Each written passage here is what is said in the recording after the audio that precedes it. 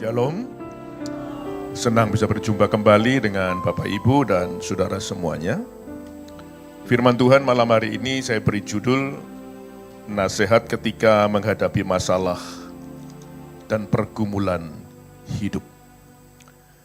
Apa yang dikatakan firman Tuhan atau nasihat apa yang dikatakan firman Tuhan ketika kita diizinkan menghadapi masalah dan pergumulan hidup di dalam hidup ini. Yang pertama, next, terimalah masalah dan pergumulan sebagai bagian dari hidup kita. Cara berpikir seperti ini perlu kita taruh dalam pikiran kita. Bahwa yang namanya masalah dan pergumulan itu sudah menjadi bagian dari kehidupan. Kenapa cara berpikir seperti ini harus ada dalam pikiran kita? Next, semua orang mengalami hal yang sama. Jadi jangan pernah berpikir bahwa ketika kita diizinkan menghadapi masalah dan pergumulan, kita menghadapi seorang diri. Semua orang juga mengalami masalah dan pergumulan. 1 Petrus pasal 5 ayat 9b berkata begini, sebab kamu tahu bahwa saudara-saudaramu di seluruh dunia pun mengalami kesusahan yang sama.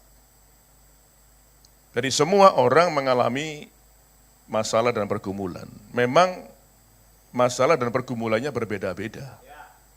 Beratnya juga tidak sama. Tapi pada dasarnya semua orang juga mengalami keadaan seperti itu.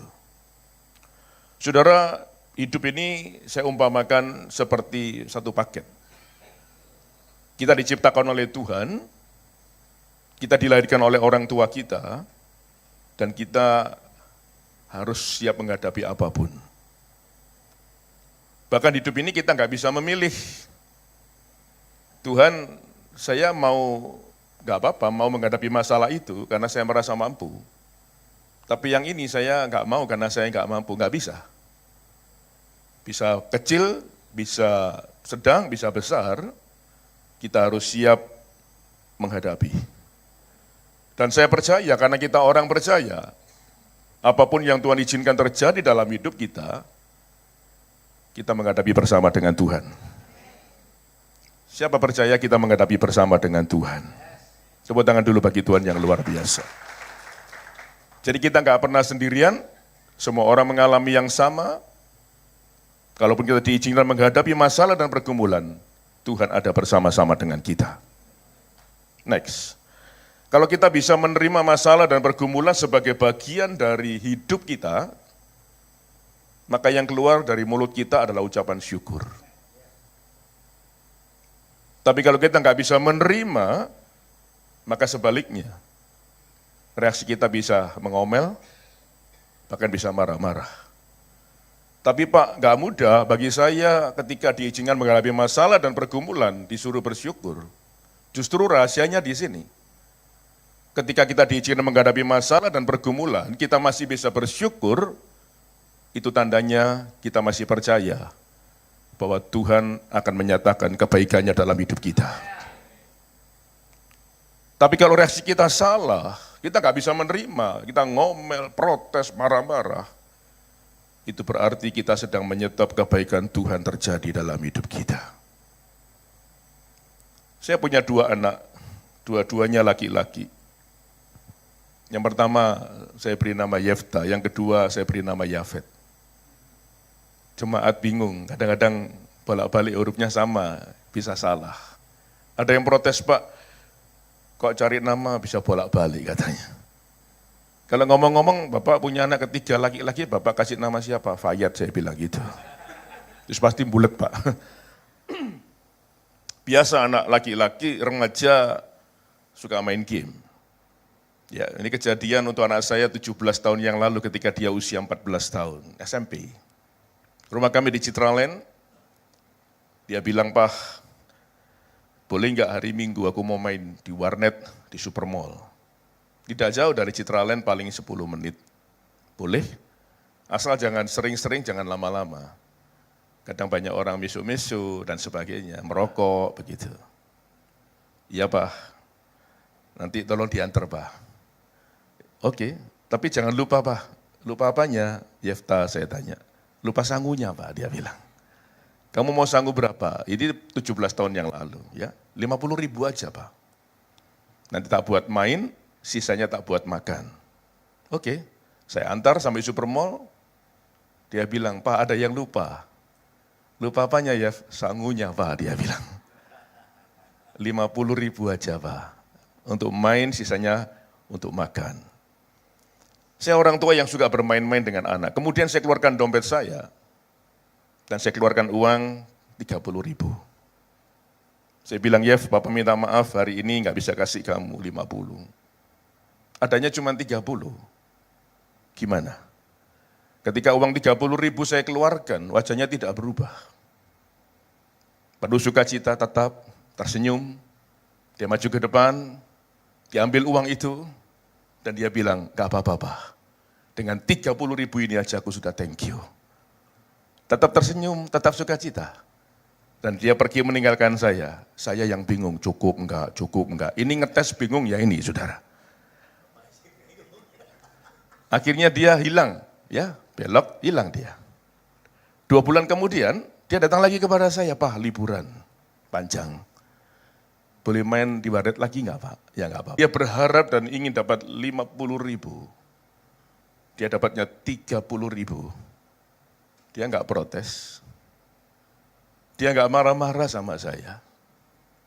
Dia tetap tersenyum dan sukacita, bahkan dia masih bisa bersyukur dan dia bisa bilang thank you sama saya. Dan hari itu, saya keluarkan uang bukan 50.000, tapi saya keluarkan uang 100.000. Saya bilang, Yefta hari ini kamu dapat uang 100.000. Ah, yang benar Pak katanya. Pikirnya dia 50 jadi 30, masa hari ini 50 jadi 100. Loh betul ya, ini untuk kamu. Ayo kamu ambil. Dengan gemetar, dia ambil uang itu. Dan ketika sudah ada dalam genggaman tangannya, dia maju ke depan, saya dirangkulnya erat-erat. Dan dia bilang begini, Papa hebat. Gampang rupanya. Supaya istri bilang hebat, kasih uang lebih besar. Istri aja, istri jangan anak, saudara. Amin lagi, ada yang amin. Terus saya lepaskan rangkulannya, saya bilang, Yefta Papa mau ngomong bukan Papa yang hebat, tapi kamu anak yang hebat. Ketika kamu berharap dan ingin mendapat 50.000 Yef, kamu nggak dapat, dapatnya cuma 30, tapi kamu masih bisa bersyukur, bisa bilang thank you. Itu sebabnya hari ini kamu mendapatkan lebih daripada apa yang kamu harapkan. Tepuk tangan bagi Tuhan, saudara. Kenapa kita kadang tidak mendapatkan lebih daripada apa yang kita harapkan? Karena kadang kita mengharapkan sesuatu, tidak jadi kenyataan, reaksi kita marah-marah, nggak bisa menerima. Hari ini apapun yang terjadi, terima semuanya. Tetap bersyukur. Saya percaya hari ini, Tuhan akan memberikan sesuatu yang lebih daripada apa yang kita harapkan. Mujizat, perkara-perkara besar, Tuhan akan nyatakan dalam kehidupan kita semua. Masa-masa sebelah nih, ngomel lagi bilang gitu. Ya, banyak bersyukur, saudara. Coba saya balik sekarang, ketika dia ingin dapat 50, kemudian saya kasih 30 hari itu. Reaksinya dia marah-marah, ngomel, saya dimaki-maki. 2 bulan kemudian kalau dia izin kepada saya untuk main lagi, kira-kira saya mesti ngomong apa, saudara? Jadi hari ini apapun yang terjadi, tetap bersyukur. Saya percaya kebaikan Tuhan akan dinyatakan dalam hidup kita. Amin. Yang kedua, tolaklah bisikan iblis yang dapat melemahkan iman kita. Next. Iblis menyerang iman kita terhadap janji-janji Allah dan firman-Nya. Saya percaya kita semua sudah banyak mendengar firman. Tidak hanya mendengar firman, tetapi mungkin sudah menghafal firman ya. Sudah tahu janji-janji Tuhan dan hafal di dalamnya. Tapi herannya kenapa pada saat diizinkan menghadapi masalah, penderitaan, dan pergumulan hidup, yang dulunya kita percaya dengan sungguh-sungguh terhadap janji firman Tuhan, tiba-tiba bisa kita menjadi ragu-ragu. Bisa menjadi bimbang, apa ya iya yang mujizat masih terjadi? Apa ya iya Tuhan bisa menolong saya? Lah pikiran-pikiran seperti ini dari mana saudara? Tidak lain tidak bukan, iblis itu menyerang kita, membuat kita menjadi lemah di dalam iman kita. Saudara, kalau kita ragu-ragu saja, bimbang saja terhadap firman Tuhan dan janjinya, maka firman Tuhan gak akan pernah digenapi dalam hidup kita. Pegang teguh janji firman Tuhan, percaya dengan sungguh-sungguh beriman di dalamnya, maka saya percaya janji Tuhan pasti digenapi dalam hidup kita. Ya, boleh tepuk tangan bagi dia aja. Ngomong sama sebelah nih, ojo ragu-ragu ya. Firman Tuhan bilang apa? Orang bimbang itu sudah berdosa. Maka hari ini ayo kita sungguh-sungguh pegang teguh janji firman Tuhan. Berikutnya, itu sebabnya ada nasihat berkata, jangan beri kesempatan kepada iblis. Efesus 4:27 berkata, jangan beri kesempatan kepada iblis. Iblis itu nggak perlu dikasih kesempatan. Gak dikasih kesempatan pun cari kesempatan, bahkan kesempatan dalam kesempitan. Artinya apa? Celah sedikit terbuka saja, kita membuka celah sedikit, dia bisa menerobos masuk, dan dia bisa membisikkan sesuatu dalam kehidupan kita. Yang akibatnya apa? Membuat kita bisa ragu-ragu tadi, bisa salah jalan, bisa ambil salah keputusan juga. Saya beri contoh yang namanya Yudas Iskariot ini loh. Jadi jangan salah ya, di dalam Alkitab ada dua nama Yudas. Yudas yang pertama itu penulis kitab Yudas, pasal terpendek Perjanjian Baru. Tapi ada Yudas yang lain namanya Yudas Iskariot, diberi nama Yudas Iskariot karena dia berasal dari Kireot, dekat Moab, daerah Laut Mati. Siapakah dia? Salah satu murid Tuhan Yesus. Murid Tuhan Yesus gak banyak, cuma 12, tetapi karena dimuridkan secara khusus selama 3,5 tahun, akibatnya Injil Yohanes menulis bahwa 12 orang ini kemudian disebut rasul. Jadi rasul itu adalah orang yang punya level rohani di atas rata-rata kebanyakan orang. Karena apa? Dimuridkan oleh Yesus selama 3,5 tahun. Tetapi karena gak hati-hati dalam hidupnya, Yudas membuka diri kepada iblis. Akibatnya iblis kemudian membisikkan rencana jahat dan kemudian dia mempengaruhi kehidupan Yudas. Kitab Lukas mengatakan dibisikin rencana jahat suruh menjual gurunya. Akhirnya apa? Terpengaruh dia. Wah, lumayan dapat jangkau kan gitu ya. Akhirnya apa? Setelah dipengaruhi dia dibuat lupa. Lupa ini Tuhannya, lupa dia seorang rasul, dan akhirnya apa? Dia melakukan apa saja. Saudara, orang itu bisa lupa firman Tuhan, bisa lupa Tuhannya, bisa lupa dirinya, bisa lupa keluarganya, bisa lupa uang perusahaan, bisa saudara. Karena apa? Karena dipengaruhi ini tadi. Bisa lupa pulang ke rumah, nggak ingat istrinya, ingat istri orang lain, bisa saudara. Jadi orang itu kalau nggak hati-hati dalam hidupnya, Yudas saja, seorang rasul, murid Yesus, bisa mengalami ini tuh. Apalagi ngomong sebelahnya, kamu bilang begitu. Gak apa-apa ya. Hidup ini harus hati-hati. Makanya pegang teguh firman Tuhan. Ya, jangan buka kesempatan sedikit pun. Kelasnya Yudas bisa menjual Yesus dengan nilai 30 keping perak. Saya ulang, berarti uang itu pengaruhnya sangat besar, bisa menghancurkan seseorang. Sampai-sampai Yudas lupa Tuhannya, dijual 30 keping perak. Dijual saja sudah menyakitkan. Nilainya pun ditentukan oleh setan loh, 30 keping perak. Apa artinya? Itu harga jual seorang budak pada zaman itu. Sampai harga diri Yesus, martabat derajatnya diturunkan seperti budak. Benar-benar Yesus dihancurkan seperti itu. Harga dirinya habis. Saya ingin mengingatkan kita semuanya, kalau sudah ngomong masalah uang, orang bisa benar-benar lupa diri, saudara.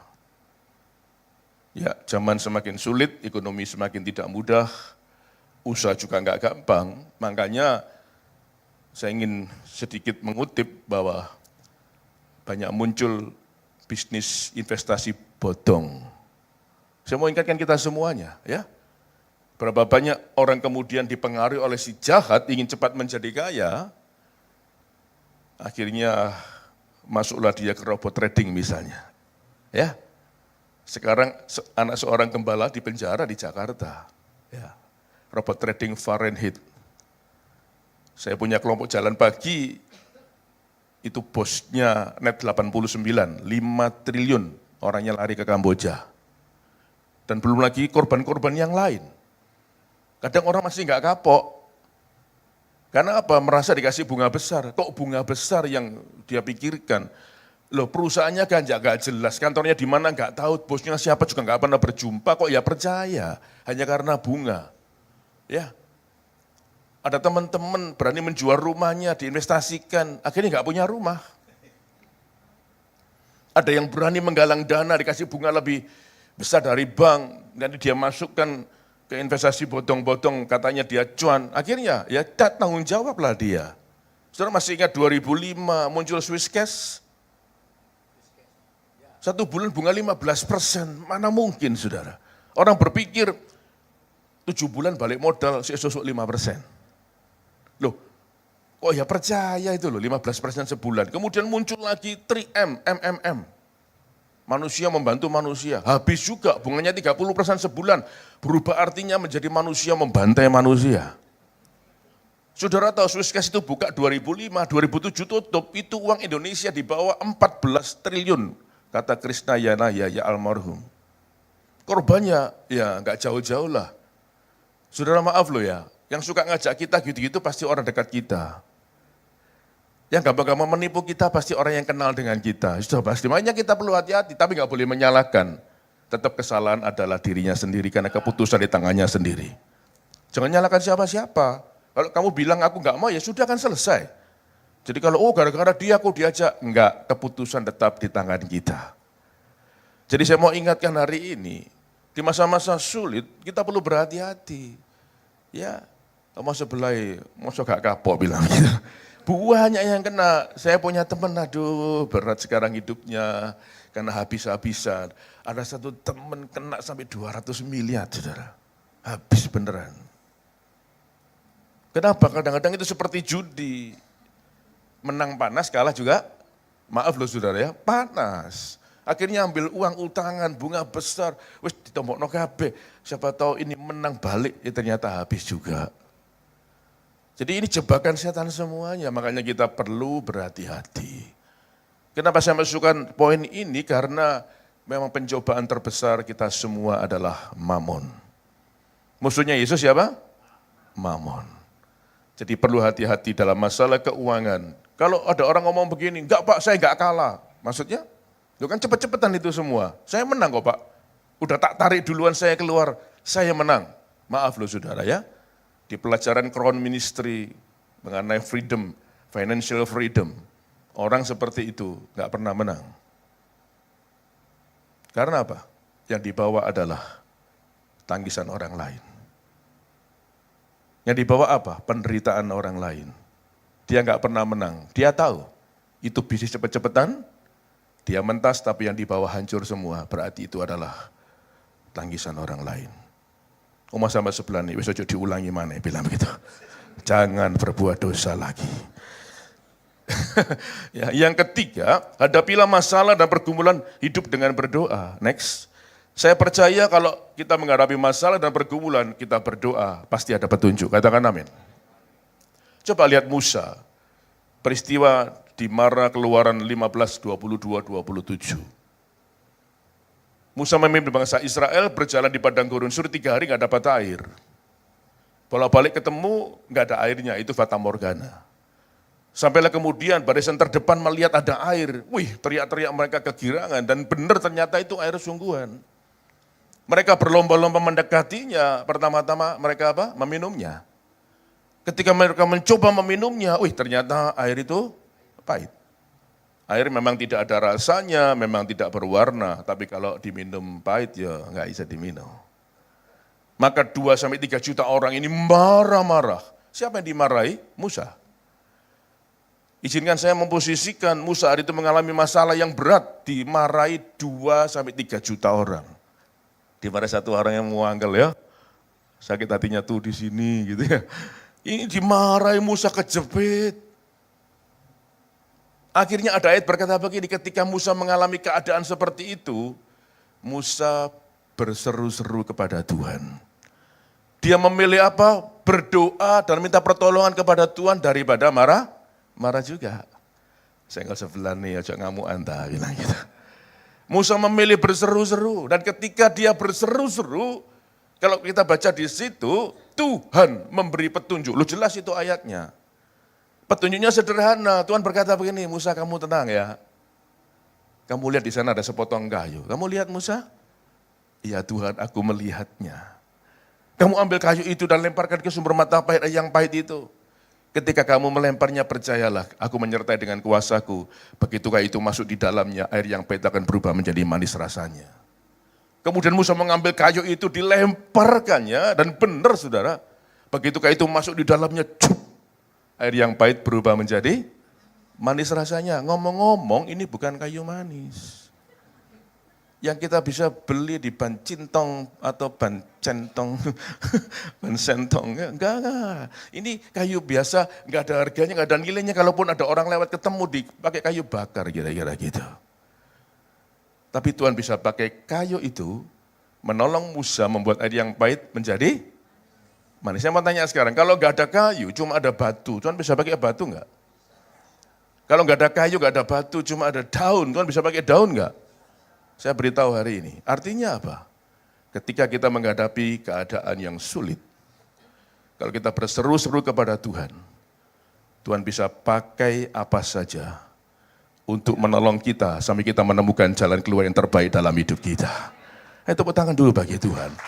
Jadi jangan katakan ini jalan buntu, gak ada pertolongan, enggak. Tuhan punya 1001 macam cara dan jalan untuk menolong kita sampai kita menemukan jalan keluar yang terbaik. Dengan doa kita menghampiri Allah dan menjadi partnernya Allah. Saudara, kita harus menyadari bahwa ketika kita berdoa sedang bekerja sama dengan Allah pencipta alam semesta. Betapa bangganya kita kalau kerja sama dengan orang penting dan pejabat, betul nggak? Sampai di foto ya, terus foto digede-gede sak tembok. Untuk apa? Medeni tikus katanya begitu. Bangganya luar biasa. Kenal sama polisi-polisi, wah jenderal-jenderal, sampai kartu nama digantongi. Lek bayar diketokno sret, wih hebat ya. Dengan orang-orang kayak gitu aja kita bangga. Hari ini kita perlu bangga, kita bekerja sama dengan Allah yang luar biasa. Jadi tetap percaya bahwa dia bisa menolong kita semuanya, karena dia Allah yang hebat dan luar biasa. Yang keempat, kenakan perisai kesabaran dalam menghadapi masalah dan pergumulan hidup. Hadapilah masalah dan pergumulan hidup dengan sabar dan dengan hati yang kuat. Saudara, kadang-kadang kita ini gak sabar ya. Kadang-kadang merasa gak kuat menghadapi keadaan, masalah, pergumulan. Akibatnya apa? Cari pertolongan yang lain. Ada orang bilang, wis dukun wae loh. Ada dukun lah, orang pinter, dianggap pinter gitu ya. Saudara, bukan gak bisa, pertolongan-pertolongan semacam itu ya tetap bisa. Bisa, tapi hati-hati, pertolongan semacam itu gak pernah gratis. Selalu minta imbalan. Dan kita sudah tahu contohnya, ceritanya di mana-mana. Tapi saya percaya hari ini, apapun keadaan kita, kesulitan, penderitaan, masalah, pergumulan, kalau kita datang kepada Tuhan, percayalah pertolongan Tuhan itu gratis. Nyawanya saja dibelikan gratis kok, masa dia nggak nolong gratis? Saya percaya malam hari ini, pertolongan Tuhan itu tidak ada imbalannya. Berikutnya, masalah dan pergumulan dapat dipakai menjadi alat bagi pekerjaan dan kemuliaan Allah. Kalau kita sedang menghadapi masalah, pergumulan, penderitaan, kita nggak boleh berkecil hati dulu. Nggak boleh nangisan dulu. Nggak boleh putus asa, frustasi dulu. Tidak jarang, Tuhan mengizinkan masalah, pergumulan, penderitaan diizinkan terjadi dalam hidup kita, supaya kita dibuat punya pengalaman di dalamnya, dan begitu kita punya pengalaman di dalamnya, kita akan dipakai oleh Tuhan untuk menolong orang-orang yang mengalami masalah seperti yang pernah kita hadapi. Di gereja, kalau ada tim besuk ketemu saya bilang begini, mau besuk kemana hari ini? Oh, ke rumah sakit RKZ Pak, oke. Orang yang dibesuki sakit apa? Sakit diabetes berat Pak. Oke, bagus, bisa besok ke sana. Tapi saya mau tanya dulu, ini timnya ini 6 orang ini, ada yang sudah pernah punya pengalaman sakit diabetes yang berat dan Tuhan buat mujizat dalam hidupnya atau enggak? Belum ada Pak Jayadi. Sebaiknya menurut saya, kalau kita mau besuk rumah sakit, misalnya ini orang sakit diabetes, cari yang berangkat itu ada orang yang pernah sakit diabetes berat, dan sudah mengalami mujizat Tuhan, dan dia punya pengalaman di dalamnya. Kalau kalian semua 6 orang nggak punya pengalaman itu sampai di rumah sakit, paling bilang apa? Tak doakan yang kuat, sabar, tenang, wis percaya. Begitu terus saya bilang, yang sakit ngomong apa? Ngomong dok atau ngalami, kok betul nggak saudara? Saya percaya kita diizinkan menghadapi masalah pergumulan, kita akan mencari orang yang kita bisa tanya, diskusi dan sebagainya. Pasti kita mau tahu orang ini sudah punya pengalaman untuk masalah kita. Betapa luar biasanya ketika yang besuk ini punya, ya ada yang punya pengalaman sakit diabetes dan mengalami mujizat Tuhan, begitu datang ke RKZ ketemu yang sakit, dikasih tahu, imannya pasti dibangkitkan. Karena apa? Yang ngomong sudah punya pengalaman. Jadi saya percaya hari ini, tidak jarang Tuhan izinkan kita mengalami keadaan-keadaan itu. Ternyata Tuhan sedang persiapan kita semua supaya punya pengalaman di dalamnya. Dan oleh Tuhan kita akan dipakai menjadi alat bagi kemuliaannya. Ada satu rahasia saudara. Ketika ada orang mengalami kesedihan misalnya, kita bisa menghibur dia dan dia mengalami sukacita. Saya percaya sukacita yang sama akan kembali dalam kehidupan kita. Sama. Jadi saya percaya hari ini apapun yang Tuhan izinkan, ternyata Tuhan persiapkan kita untuk dipakai menjadi alat bagi kemuliaannya. Saya dilahirkan dalam keadaan susah, saya dulu tinggal di Wonorejo Gang 2. 19 tahun, di Kampung Malang 4 tahun, di Kedung Kelinter, keliling di sini saya, daerah sini. Ikut papa saya kontraktor, kontrak sana, kontrak sini. Ya, dulu nggak bisa sewa truk, sewa sapi, keluntung kalau pindah itu ya. Ya karena murah, makanya cari deket-deket Bu, ke Bangkarajan, ke Bang Praupan, ini ke Pelemahan, ini pindah-pindah di sini, saya muter Surabaya, ini tahu semua saya. Pindah 9 kali. Bapak saya nggak tanggung jawab, juga mengajar istri, juga mengajar anak. Saya sekolah di IMKA, ini murid kurang ajar, oh bukan, ini murid kerajaan Allah. Ini murid kerajaan Allah ya, bukan ini murid kurang ajar, sudah tutup Pak. Saya jadi lurah di sana Pak, karena TK, SD, SMP, SMA saya di situ Pak, 14 tahun saya sekolah di sana. Sekolah jalan, ya tapi saya hebat, SMP itu wah juara terus saya, SMA juga. Jangan tepuk tangan dulu, juara karena sering dipulangkan dari sekolah nggak bisa bayar. Karena papa saya nggak tanggung jawab. Sudah gak tanggung jawab soal ekonomi, kalau pulang ngamuan ya. Kalau minta makan gak cocok ditumplek IKB, dipecahi. Ngajar mama saya, ngajar anak-anak. Saya mencoba pelihara ayam, kalau sudah marah, wis merentek kemana-mana, ayam saya diambil, dibuang, tinggi mati kabeh. Anjing gak ikut-ikut, iki bisa melok-melok, nah kan repot saudara. Jadi hidup dalam sakit hati berat, dendam, gak bisa nerima kehidupan. Saya mengeluh kepada Tuhan, kenapa aku harus dilahirkan dalam keadaan seperti ini dan semuanya. Sakit hati, ingin membalas dendam dan semua. Saudara tahun 85 saya lulus SMA, saya langsung kerja, gak mikir kuliah dulu. Tapi saya sudah belajar banyak ke beberapa sekolah Alkitab. Ya hari itu banyak gratisannya ya Pak ya, banyak dulu gratis-gratis itu. Ya. Sampai di Emong Kenongo itu ada di mana-mana lah. Ya. Sampai suatu hari saya bergabung di sebuah gereja dimuridkan oleh almarhum pendeta Yeremia Rim. Saya melayani di MDC 30 tahun lebih. Kemudian saya dipanggil oleh beliau, gereja ini mengadakan retreat setiap bulan 1 kali. Hanya 2 hari 1 malam. Kebanyakan di Hotel Narita Baratajaya, karena jemaat ya yang punya. Judulnya apa? Hidupmu tak akan sama lagi. Dan sesi pertama itu judulnya kesembuhan batin. Dan saya dipanggil oleh almarhum dan dia berkata, Jayadi kamu yang paling cocok bicara soal kesembuhan batin. Gak ada orang lain. Kenapa? Kamu sudah mengalami dan punya pengalaman. Coba saudara kalau yang bicara kesembuhan batin gak punya pengalaman, temanya itu. Orang ngomong apa? Ngomong tidak percuma. Gak akan menyentuh apa-apa. Tapi karena saya mengalami banyak, Tuhan izinkan saya ngomong soal itu, ngajar soal itu. Banyak orang kemudian disembuhkan, dibangkitkan imannya, menjadi kembali hidup penuh dengan pengharapan. Dan ketika orang-orang itu mengalami kemenangan, saya pulang penuh dengan sukacita, saudara. Dan sejak itu saya terjawab sudah. Oh dulu saya diizinkan menghadapi hal seperti itu. Ternyata Tuhan mau pakai saya untuk bicara soal kesembuhan batin dan menjadi alat bagi kemuliaan Allah. Tepuk tangan dulu, saudara. Jadi jangan nangisi kehidupan ini ya, jangan nelongso, mengasihani. Nah, tenang saja, tenang. Tuhan memakai saudara menjadi alat bagi kemuliaan Allah. Tepuk tangan yang meriah bagi Tuhan kita. Yang terakhir. Ini jemaat pasti senang ya, ada kelegaan dalam jiwanya. Terakhir soalnya. Yang kelima, gunakan perisai iman dalam segala keadaan. Efesus 6:16 berkata begini, dalam segala keadaan pergunakan perisai iman. Sebab dengan perisai itu kamu akan dapat memadamkan semua panah api si jahat. Dengan apa kita bisa mengalahkan kuasa si jahat? Dengan iman yang kuat.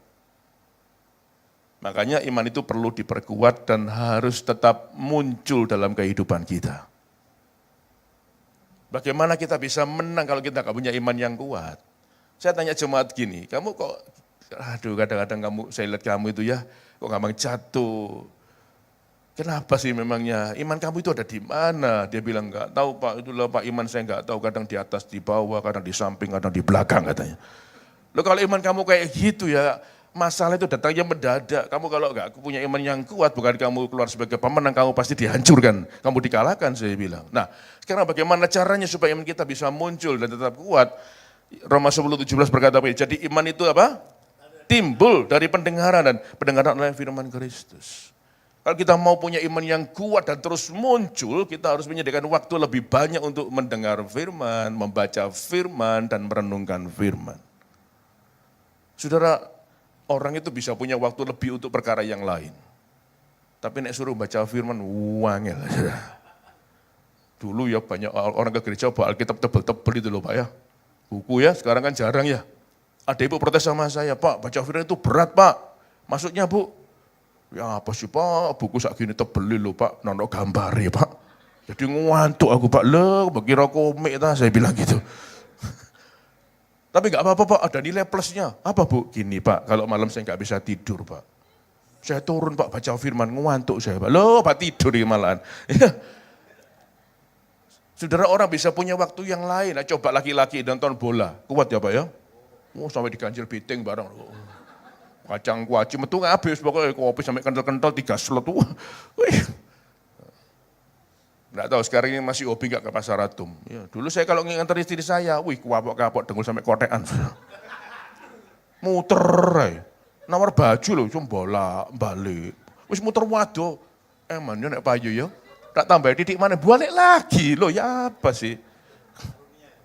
Karunia khusus talenta itu. Perlu dilestarikan biar nggak punah ya. Makanya kalau pasar Atum saya bilang wis muter di nang kafe ya aku. Terakhir-terakhir saya nggak ikut. Anak saya dipamitin, melo tanah pasar Atum, enggak, mas sampai tutup, mah apa terus nomah. Loh, orang bisa kuat loh, perkara-perkara yang lain. Belum bapak-bapak ini yang suka mancing itu misalnya. Wancing, ngantuk-ngantuk, 6 jam, 8 jam, ya kuat aja. Nek aku milih nang pasar itu kok. Saudara, bagaimana orang bisa kuat kalau nggak punya waktu baca firman, mendengarkan, merenungkan. Sekarang itu gampang loh, ya kan? Buka YouTube Pendeta Yohanes Gunawan, lah ya kan keluar semua. Oh iya, makanya jangan ngomong sulit sekarang ini, Alkitab di handphone kita semua. Saya percaya begini, kalau kita banyak membaca, mendengar, merenung firman, iman kita akan bertumbuh, iman kita kuat, saya percaya setiap kita akan keluar sebagai pemenang. Sekarang yang terakhir benar itu ya, ada kata timbul itu ya. Saudara kalau lihat kata timbul itu ingat siapa? Pelawak Sri Mulat ya, tapi harus meninggal ya. Nah, saya mau jelaskan sekarang, arti kata timbul. Ada sebuah bola dipompa, diisi angin. Udah penuh ini, udah bulat, lempar ke air. Dia mengambang atau mengapung. Coba kasih tekanan, coba usahakan kita tenggelamkan. Susah, sulit.